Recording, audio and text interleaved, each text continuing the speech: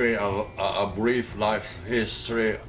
I was born and raised on a small island called Taiwan, also called Formosa, in 1931. I'm now 85 years old, an old man now, but have had a good, blessed life. My family was rather poor. I have 3 brothers and 3 sisters, 4 boys and 3 sisters. But sometimes I tell people I have only 2 sisters because my father had a friend, very good friend, who wanted to have a daughter and never had one.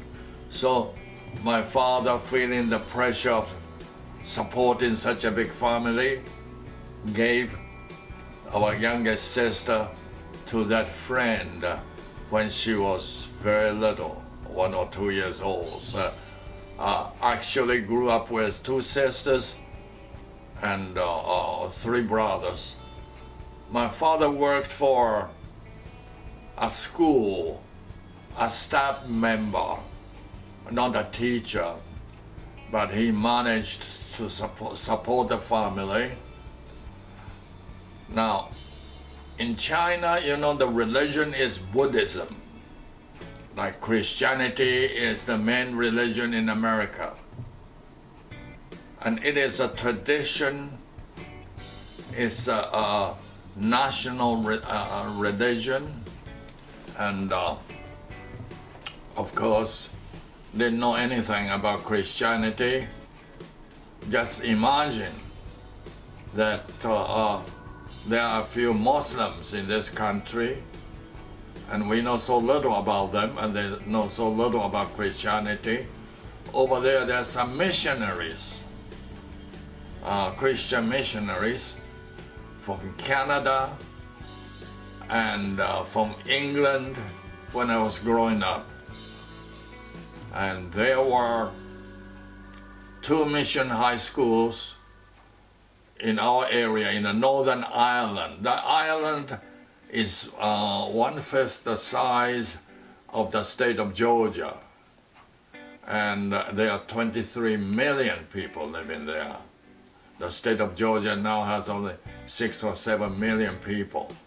And besides, Taiwan has a mountain range in the middle of the island. It looks like a leaf. And the middle of the island, there's a mountain range and people don't live there. So, mostly live on the coast. Farming, fishing was the main thing.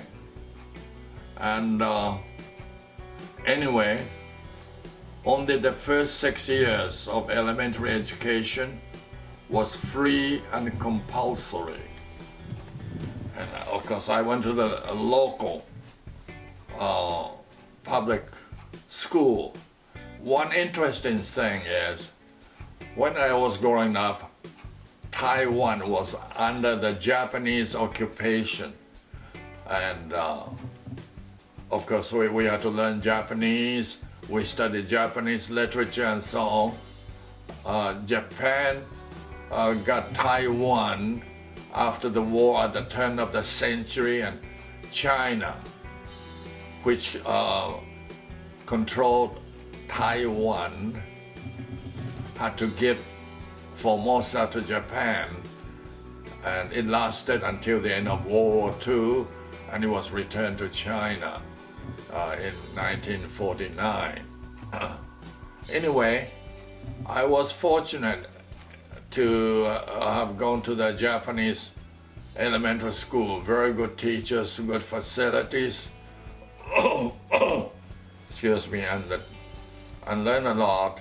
That's where I learned Japanese, which later on came very handy for me after I came to America. Anyway, fast forward, war ended, Taiwan was returned to China. I started learning Chinese, official language.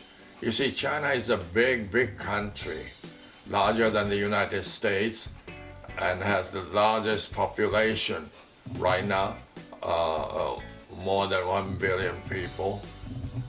And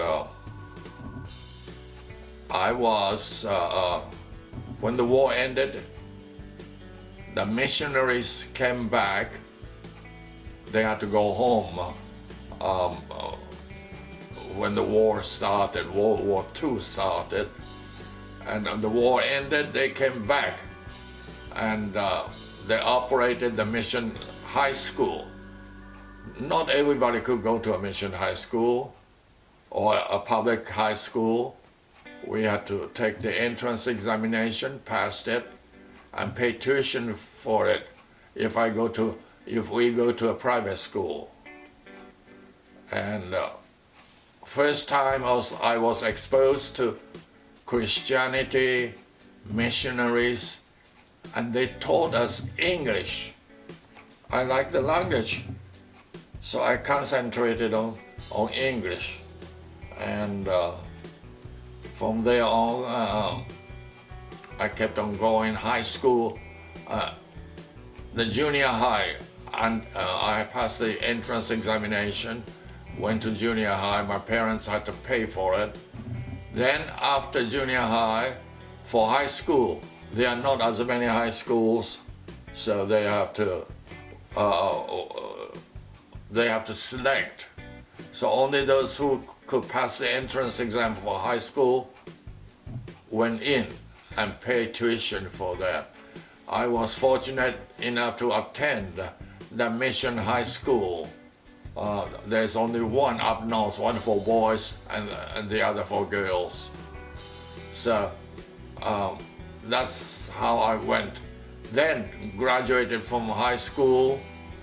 I wanted to go on to college. I always wanted to study hard and learn.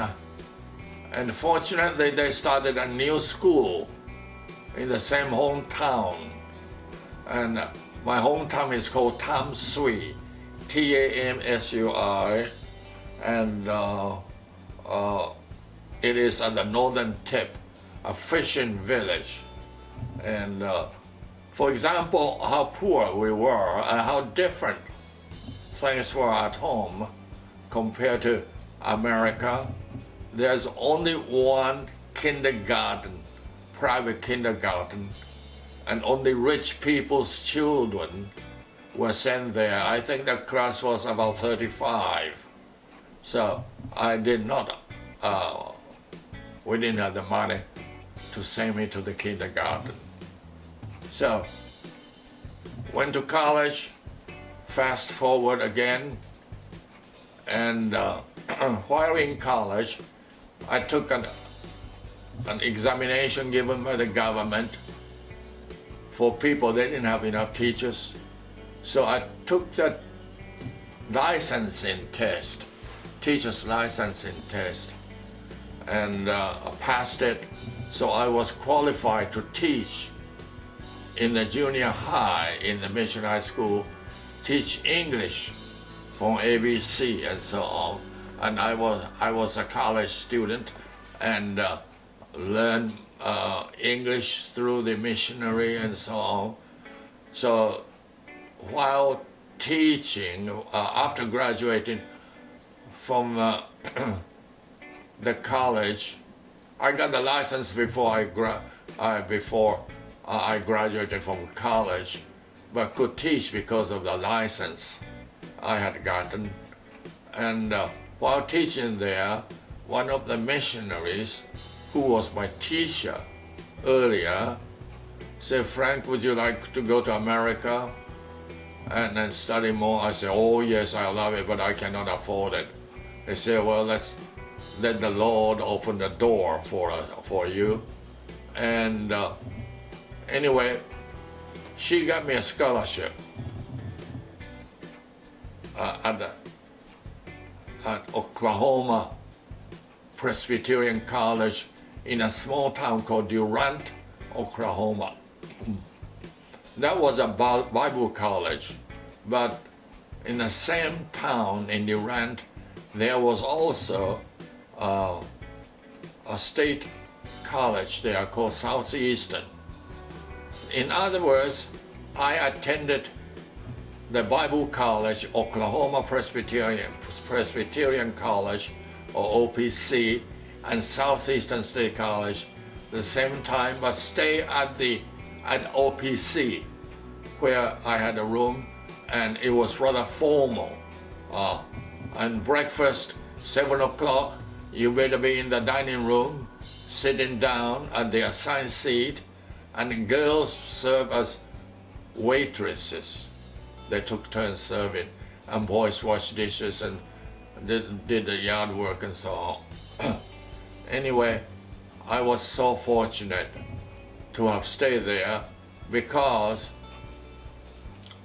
they're all Christians, and mostly American Indians there, and some Mexican students, Oklahoma, Texas, next to each other.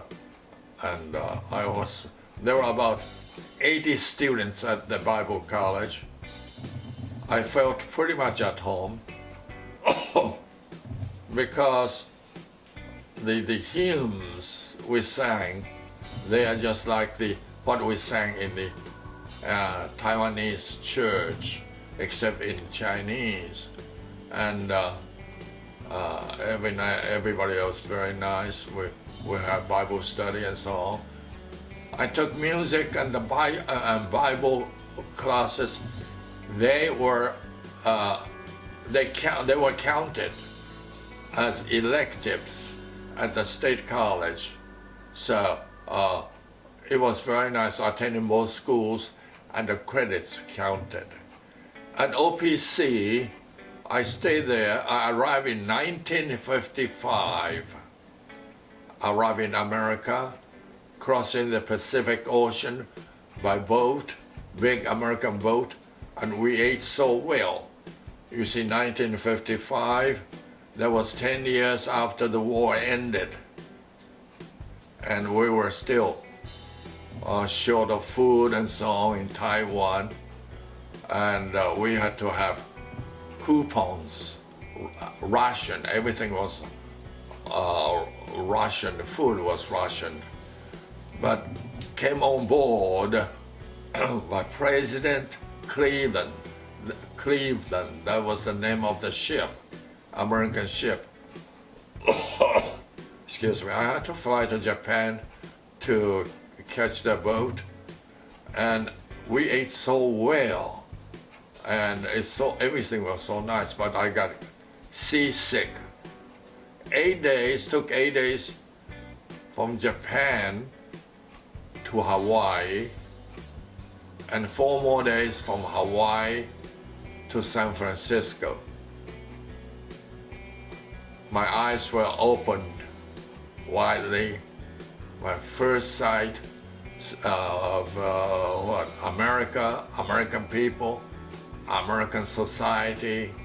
Well, in Hawaii, in Honolulu, we got off the boat and toured the city.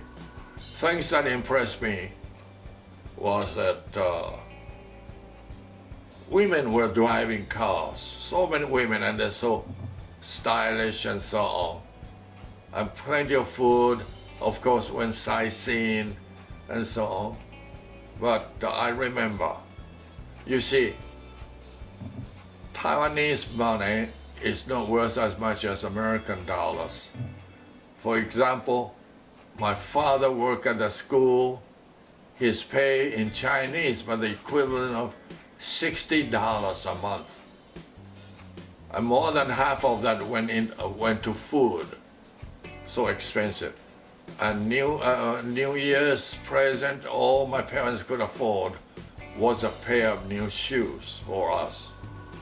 So I remember on the first day on board in Honolulu, lunchtime, we got hungry, and there are some other students coming to America to study on board. We got off the ship and toured around. Lunchtime, hungry, instead of going back to ship to eat the free lunch, we went to a restaurant and look at the menu.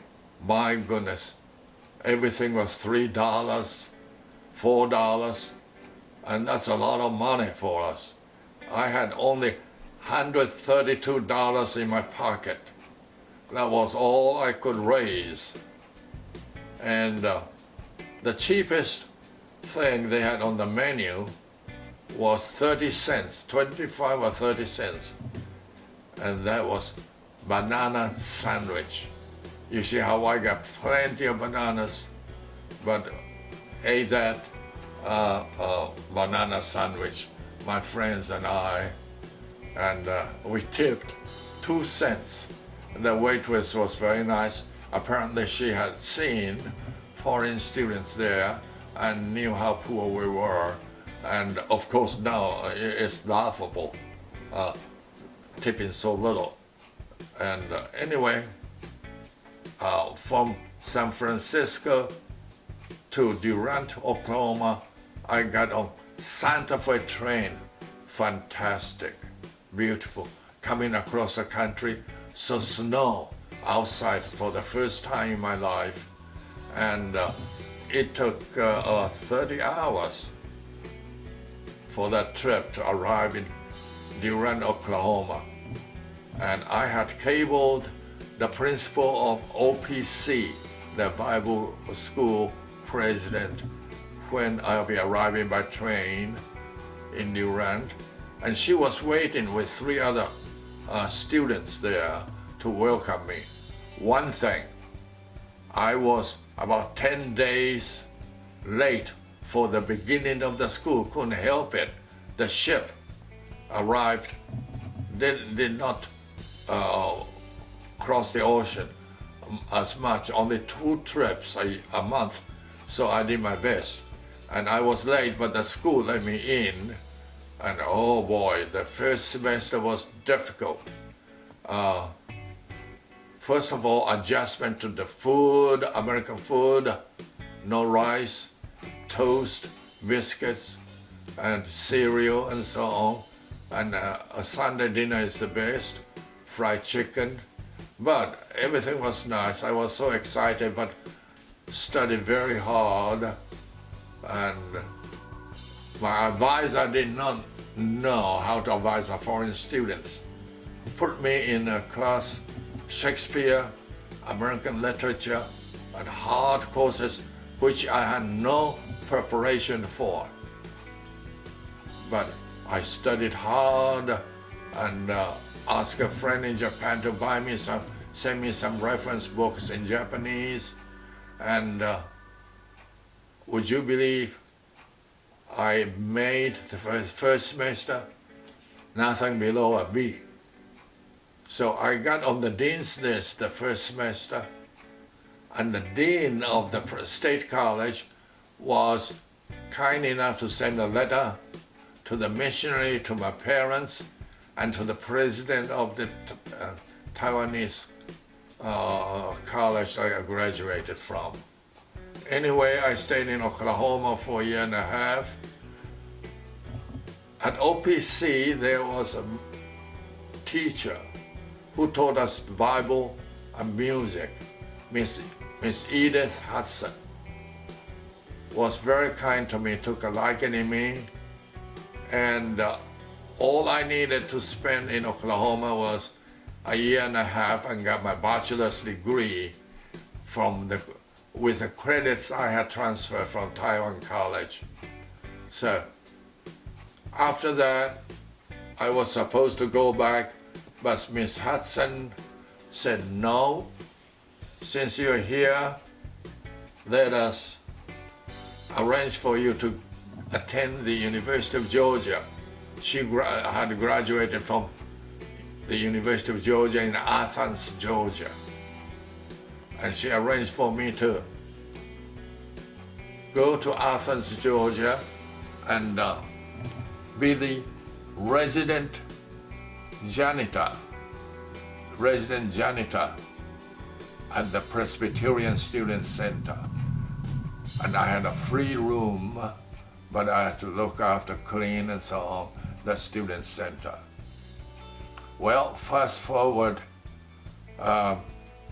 master's degree, the church, 3 Presbyterian churches, one of them wanted me to sing in the choir. Well, that was Miss Hudson's church, and that was one of her purposes of sponsoring me, so that they'll have more male voices in the choir, Central Presbyterian. And those people are nice. Sunday, I'm invited to a home for Sunday dinner every Sunday, but someone will pick me up. I didn't have a car. Pick me up and bring me home, and so transport and so on. They agreed to help me 1 year to get my master's degree in education. I enjoyed that. I was so glad. And then I got my master's degree in 1 year. The meals, they gave me a meal ticket at Snelling Hall at the University of Georgia cafeteria. So much food, but I got to know some students. Now, I had difficulty with the language. The English language I knew was not quite enough in those classes. Philosophy, psychology, education, literature. Oh boy, but I studied a lot. But I had to work for 3 hours a day to get room and board free. That's the work scholarship I had. And for work, I washed dishes, mowed the schoolyard, cleaned the dormitory, the men's dormitory. American men are messy. And for the first time, I learned how to clean the bathroom, the restroom and so on. But good experience for me. Everybody worked, not just I. Everybody at the Bible college stayed there and were students at both schools again. Everybody had to work, boys and girls. And again, they were mostly American Indians who were poor. They also had some church scholarships. And for my tuition fees, the president went to different churches and talked to friends all over the state, women of the church, raised enough funds for my tuition. That was the first year. I was preparing to come home to Taiwan, to go home to Taiwan and teach at the mission high school. But the political situation's getting bad. Chiang Kai-shek, dictator, who really persecuted us, native Taiwanese. And there was a revolt and they killed thousands of people. There is an article, Google, or you can check out Google, entitled White Terror. How the military, Chiang Kai-shek military, arrested native people who criticized the government. And Chiang Kai-shek just escaped from China, lost entire China, and moved to Taiwan. It was very much like moving the central government, Washington, D.C., to Honolulu, the capital of the island. And it became so crowded. And they want more power, so they suppress us. Anyhow, it was not conducive to my going back. Probably I spoke too much against the government. I'm on the blacklist. I probably, if once I go home, I'll be persecuted, will not be able to come out again. Fortunately, one day, I have 3-4 months to go for my master's degree. I went by the office of the dean of the graduate school, Dr. Boyd, and he's a very strict, hard man. And I talked to him to ask him if he could give me an assistantship. My grades were good enough, and it was a late afternoon, and he did not have much to do that afternoon, suppose. So he took time and talked to me and asked me questions about Taiwan, life in Taiwan, so on. As it turned out, he said, I have an aunt who was a missionary to China, and that's how he became interested in China, in Taiwan. He said, I'll give you an assistantship for 1 year to work on your doctorate. Boy, that was a happy, happy day. And of course, courses are very difficult, doctoral program, very, very difficult. And I studied hard. I continued to serve as the resident custodian of the Presbyterian Center, got the freedom or free room. And you see that took some time away. And fast forward again, 4 years later I got my doctorate. And at the doctorate level, close to graduating, I was interviewed by 4 schools, presidents, who were looking for doctoral people to go to their school to teach. Augusta College president was one of them.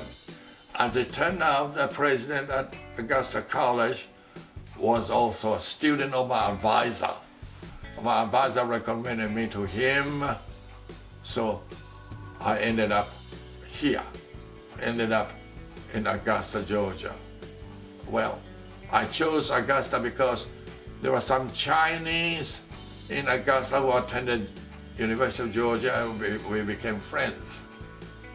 And I said, well, that's the only place where I know somebody there. So I came to Augusta. I'm glad I came. It was a segregated school. White, black.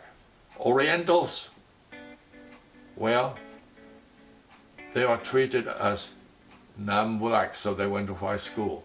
But teaching, I was the first Asian professor at Augusta College, not just Augusta College, and the university system of Georgia, and there were only 4 in 1960 when I graduated and came to Augusta. 4 Chinese professors, 3 of them at Georgia Tech. And each year we had to get permission since we didn't have the citizenship. It was very difficult. You see, you study in history, they try to keep Chinese away out of the country. They allow only 100 people, 100 Chinese, to enter the United States. And the waiting list, there are more than 1 million people on the waiting list. Fortunately, I was classified as a well-educated, talented alien. They put us on a preference list. Okay. So I'm married. We were married August the 1st, 1964, at Grace Methodist Church in North Augusta. Well, wonderful married life, but we're just like other couples, I suppose. We do disagree and argued and so on. Well, divorce, never thought about divorce. She was a good girl. But murder, yes, thought about it a few times. I'm sure she felt the same way about me. We were blessed by having 2 great children, and they gave us grandchildren, beautiful, smart. Christy and Jonathan, and then Eric and Jessica gave us 4 more. So we are very well blessed. So my life, teaching, retired in 1999, but got drafted back for 5 more years to help out in advising foreign students on a part-time basis. Life has been very good. Then Jean, my partner, my sweetheart, became ill in 2014. She became ill and passed away. We were married for 50 years, and life has been rather lonely for me without her. Living in this house at night, all by myself. Sometimes only conversation I have are from children on the phone. Other than that, I don't go out. 85 years old. I have slowed down. But when I was young, previous years, I traveled quite a bit with college, conferences that I go to. I have covered 49 states. 49 states out of 50. North Dakota is the only state I have not set my foot on. Hawaii, a few times. Alaska, only at the airport. Transit, going home. I have been home 5 times. Sometimes for conferences invited by the Chinese government, and go back to see my parents. I went home for the first time in 1968 after 13 years absence. And the year after my first visit, my mother passed away. And when I heard news, I just cried in my office. They didn't have telephone. It was a letter. It was a letter. And they burned the corner of the letter, so I knew that's bad news. Well, back here, 85 years old, I have slowed down and lonely, but with the internet and the computer, I watch it, Japanese, Chinese movies and so on, or through internet, and also lectures. I watch TV at night because good programs come on education stations, worthwhile watching. A lot of junk I don't watch. So, life has been good, blessed, and blessed with grandchildren, so smart, so good looking, and they're so dear to me. Because I can speak Japanese, and the Japanese golfers who are invited to play here did not speak English. So I was invited to serve as the official interpreter for the Japanese players and Japanese press people.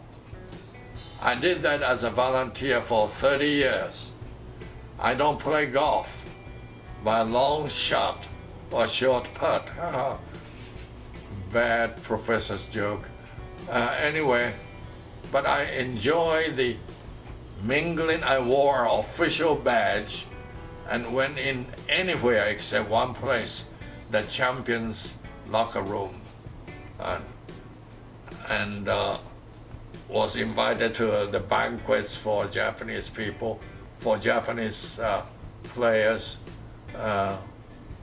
real Japanese banquet. On Thursday, given by TBS, Tokyo Broadcasting Service, that has a contract with the masters. They send the announcers using the CBS pictures and then direct broadcast live to Japan, the entire Masters tournament. Saturday, by teleplanning. That was the biggest. They get Japanese chefs, 3 of them, for Japanese banquet. That was the most elaborate one at one a local motel. The biggest Japanese spread. They make sushi right in front of you. They fry vegetables, shrimp, of course, and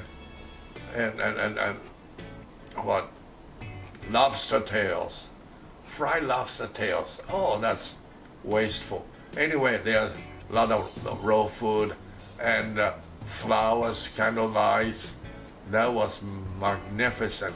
And another section, filet mignon. If you wanted raw or medium or whatever, they'll cook it to you. Anyway, it was very good, but up until 4 years ago, I just could not walk as much. Walking around the course, up and down the steps to go to the press room. I just didn't have the stamina anymore, so I retired. After 30 years, volunteer service, they treated me well. Each year, they didn't pay us, but they gave us nice presents and good memories. When I stopped by Japan on my way home to attend a conference, to visit my family, I usually stop by Japan to see Mr. and Mrs. Jumbo Ozaki. They will meet me at the airport, take me to a luxurious hotel, and put me up there. And also, first night will be a big banquet with friends that we all meet at Augusta, and they will come and meet me at the restaurant, expensive place. Okay, and I still was in touch with a few of them. The young ones, I don't know. The older generation of golfers, they are so appreciative of what I can do for them. For example, finding a suitable house, finding Japanese cooks. There are some Japanese ladies who were glad to help, be hired, and do the cooking and cleaning the house for 1 week for them. So we became good friends, and I still talk to Mrs. Ozaki every New Year. Okay, life has been good. God has blessed me, watched over me. Every juncture, every turning point, when I needed a scholarship to go to Taiwan and be exposed to the dangerous political situation under Chiang Kai-shek, or an assistantship to go on to college, no citizenship, no one would hire me unless I have my permanent residence. Unfortunately, God has directed me to get that permanent residence through Mr. Carl Albert.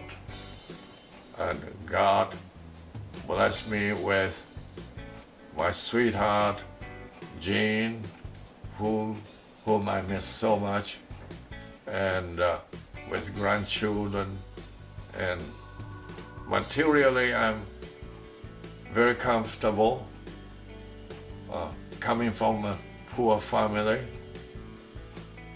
And everything I get, I appreciate. I miss my parents.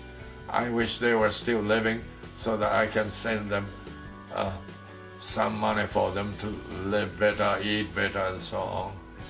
But they have been gone for 20 years. And now Jing gone. I'm retired. I'm counting all my blessings and enjoy, whatever I want to eat. I enjoy the family get together, all the children from Eric's family, from Kendall's family, we all get together. Kendall married a good guy, Greg, and he can do anything. And Eric is a good husband, and the wife is, oh, fantastic. She's so smart, valedictorian from college, computer major, but she's not working.